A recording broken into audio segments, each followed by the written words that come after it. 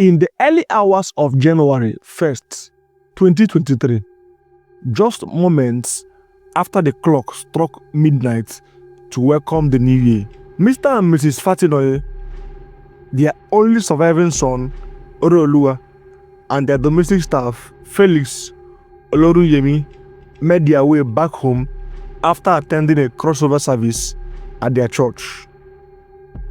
Their residence was in the Ibara area of Abeokuta, Ogun State, Nigeria. As expected on the first day of the year, the streets were still alive with celebrations.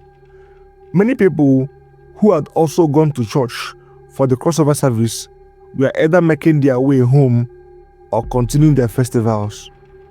The atmosphere was filled with joy and optimism, but for the Fatinoye family, the night would take a horrifying turn. At approximately 1:30 a.m., thick smoke was seen billowing from the couple's house. Shortly after, intense flames engulfed the building. Neighbors, upon noticing the fire, assumed it was an unfortunate incident. However, as events unfolded, the truth would prove to be far more chilling than they could have ever imagined. Concerned by the growing fire, some neighbors rushed towards the house in an attempt to rescue the family. But what they encountered inside was nothing short of nightmare. Lying lifeless and badly burned were Mr and Mrs Fatinoye. Their bodies bore signs of brutal violence, indicating that their deaths were not accidental. Adding to the mystery, the couple's only son, Oreoluwa, and their domestic staff, Felix, were nowhere to be found. More alarmingly, the family's car was also missing. This suggested that someone had fled the scene after the attack. However, it was unlikely that an outsider had committed this crime because the family owned a German Shepherd as a guard dog. Strangely, no one recalled hearing the dog bark, nor were there any signs of struggle between the animal and an intruder. Upon discovering the horrific crime scene, a friend of Mr. Fatinoye quickly placed a call to his brother, Samuel Fatinoye, who resided in Lagos.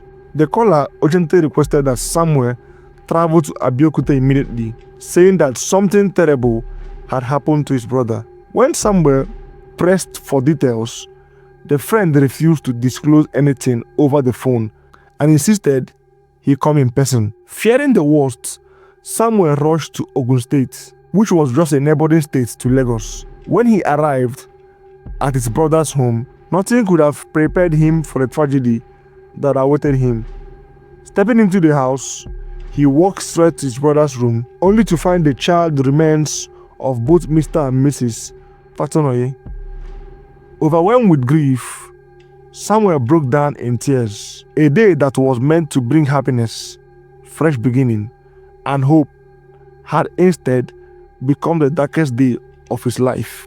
Despite the devastating discovery, the state of Oreoluwa and Felix remained unknown. The police were called to the scene and an official investigation was launched to unravel the circumstances surrounding the couple's gruesome deaths.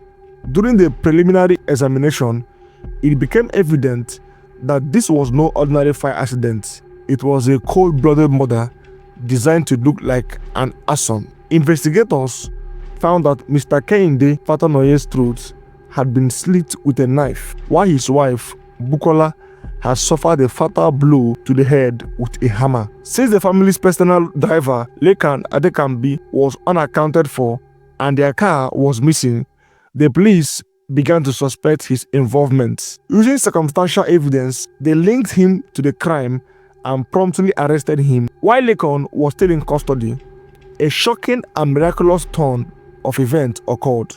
That same day, Felix Oloruyemi, the domestic staff who had disappeared, resurfaced alive, though injured. His return to the house brought new chilling details about what had happened that fateful night. According to Felix, he and Oreoluwa had been bound, their hands tied and then forced into the trunk of the family car. Their captors drove them to the Ogun River bridge, where they were thrown into the water to drown. Miraculously, Felix managed to free himself from the restraints and swim safely. However, Oreoluwa was not as lucky, so the powerful currents pulled him under and he tragically drowned. Word of the attack at the Ogun River quickly spread, reaching local fishermen. The police, now aware of this harrowing development, launched a search for Oreoluwa's body. Unfortunately, they were unable to retrieve it immediately, and they instructed the fishermen to alert them if it surfaced. Meanwhile, back in custody, Lincoln received news that one of his intended victims had survived. This revelation sent him into a state of panic, especially when he saw Felix in person. It remains unclear whether the attackers had worn masks that night, but strangely, Felix did not immediately recognize Lincoln, despite him being the family's driver for over 4 years. Fearful of being caught, Lincoln suddenly collapsed in his cell, claiming to have a fever. 2 police officers rushed him to the hospital for treatment. However, in a shocking twist, Lincoln, who had not been handcuffed, managed to deceive the officers by pretending to use the restroom. Seizing the opportunity, he escaped by scaling the hospital's fence and disappearing into the night. This major security lapse further solidified suspicions that Lincoln was involved in the murders. As a result, the divisional police officer of Ibara police station, where Lincoln had been held, was removed from his position for negligence. The 2 officers responsible for escorting Lincoln to the hospital were also sanctioned. Realizing that they had allowed a prime suspect to slip through their fingers, the Ogun State Commissioner of Police ordered the state's anti-kidnapping and homicide units to work together to track down Lincoln and his accomplices.